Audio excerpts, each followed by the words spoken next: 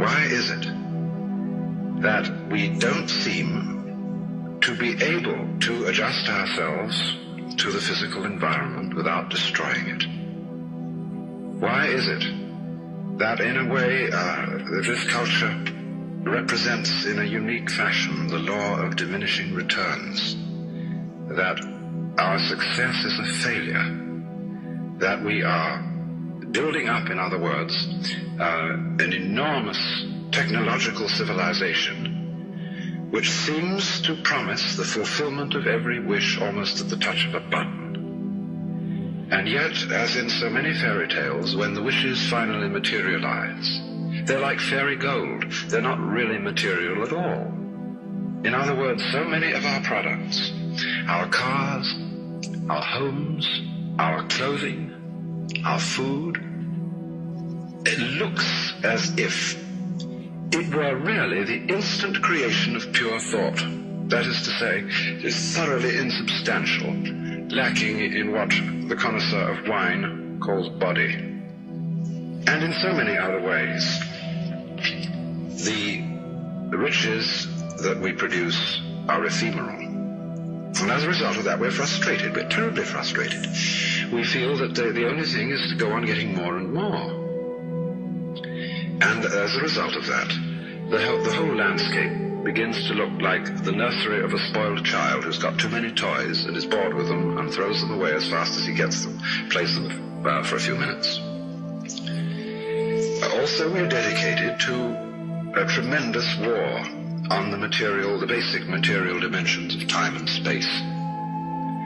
We want to obliterate their limitations. We want to get everything done as fast as possible. We want to convert the rhythms and the skills of work into cash, which indeed you can buy something with, but you can't eat it. And then rush home to get away from work and begin the real business of life, to enjoy ourselves. You know, for the vast majority of American families, what seems to be the real point of life, what you rush home to get to, is to watch an electronic reproduction of life. You can't touch it, it doesn't smell, and it has no taste.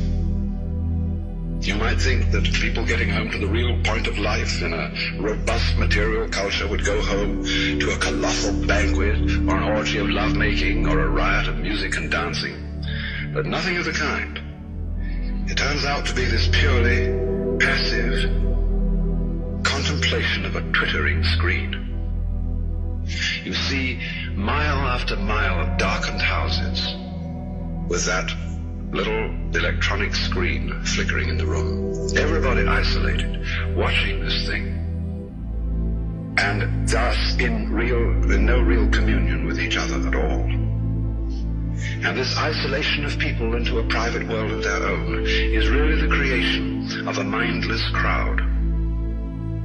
And so we don't get with each other, except for public expressions of getting rid of our hostility, like football or prize fighting. And even in the spectacles one sees on this television, it's perfectly proper to exhibit people slugging and slaying each other, but oh dear no, not people loving each other, except in a rather restrained way.